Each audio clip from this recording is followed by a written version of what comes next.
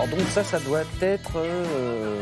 On parle de Lollapalooza? Les Pixies, hein, c'est ça, ah oui, tout c'est à ce qu'on fait. entend. Hein. Les Pixies, ouais. Les Pixies. Alors on parle de Lollapalooza. Ouais. Lollapalooza, on arrive à le dire, Lollapalooza? Lollapalooza. Lollapalooza. Lollapalooza. Lollapalooza. Lollapalooza, ce nom ne vous signifie peut-être pas grand-chose, mais sachez qu'à l'étranger, c'est une véritable carte de visite. Pourquoi? C'est un festival de musique alternative au départ. Hein. Oui, c'est ça. Créé au début des années 90, c'était la meilleure scène de musique indépendante américaine qui avait inscrit dans son ADN le fait d'être itinérant. Un festival itinérant qui d'abord a voyagé à travers les États-Unis, une vingtaine de dates, puis s'est installé quelques années à Chicago, puis a visité l'Amérique latine, a fait une première escale européenne à Berlin il y a 2 ans, et est venu pour la première fois à Paris. Et malgré les nuages, 110 000 personnes s'y sont pressées, parce que comme vous le disiez, Lollapalooza, c'est la garantie. Il y a cette aura autour de ce festival. C'est presque devenu une marque, quoi, en fait. Oui, hein. c'est complètement devenu une marque. D'ailleurs, ça n'est plus le créateur qui en est en charge, mais une grande boîte de production d'événements musicaux. Et ça. Les artistes non plus ne résistent pas à l'invitation. C'est-à-dire qu'on entendait les Pixies, mais il y avait Liam Gallagher, il y avait Lana Del Rey, il y avait les Red Hot Chili Peppers, il y avait, pour les Français, IAM. Oui, parce que quand même, on était à Paris. IAM, La Femme, je sais pas, Martin Solveig, tous ceux qui vendent beaucoup de disques étaient là. Et puis alors, pour marquer un petit peu l'identité française, il était aussi question de gastronomie, vous allez voir dans les coulisses. Et moi, j'ai voulu mettre un petit accent, enfin, cela dit, ils sont numéro 1, donc c'est pas comme si j'avais découvert sur une grande plateforme de téléchargement, ils sont vraiment numéro 1. C'est des petits Anglais de London Grammar. En tout cas, elle, la chanteuse magnifique, elle a la voix envoûtante, parle très rarement, et là, elle était très touchante. Elle a une voix, j'en ai encore des frissons. Il s'agit de? Il s'agit de London Grammar, le groupe. Leur deuxième album, Truth is a Beautiful Thing, est donc numéro 1 sur les plus grandes. Enfin, vraiment, vous allez voir, ils sont craquants. Et il y en a plein d'autres en coulisses, baby-foot, hamac, table de ping-pong, je vous y emmène. The sujet is ready.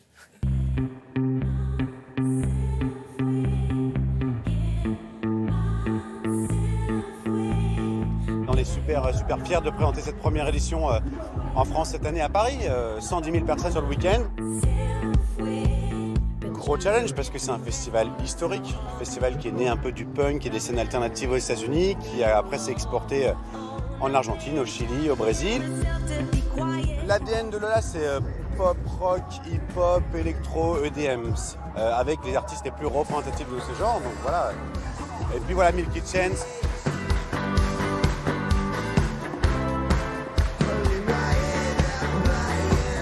Et voilà, Imagine Dragons qui font leur seul festival en France cette année ce soir.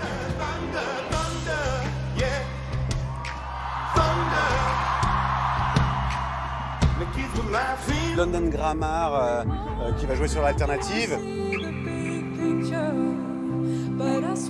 On a déjà joué au festival de Lollapalooza à Chicago aux États-Unis. C'était une expérience géniale.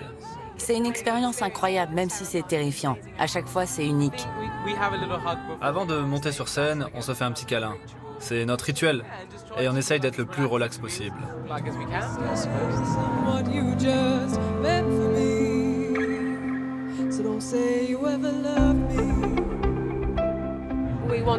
On veut que notre son soit original, tout en restant dans l'humain. C'est ce que les garçons arrivent à faire d'une façon si géniale. Ensemble, ils mettent une atmosphère et une musicalité exceptionnelle. Pour moi, en tant que chanteuse, c'est très inspirant.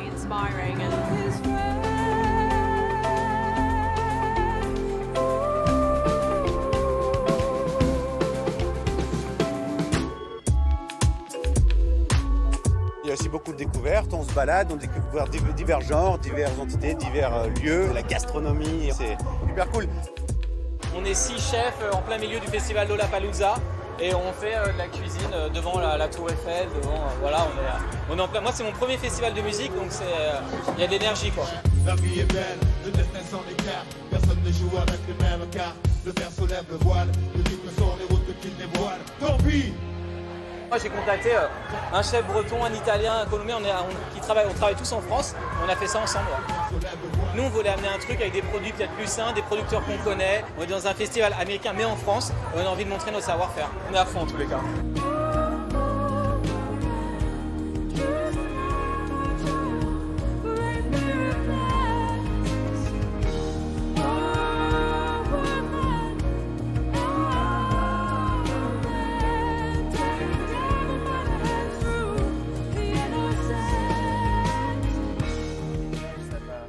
Magnifique. Merci Anna, parce que là, vous nous avez emmenés aux États-Unis, à Paris, donc c'est assez rare.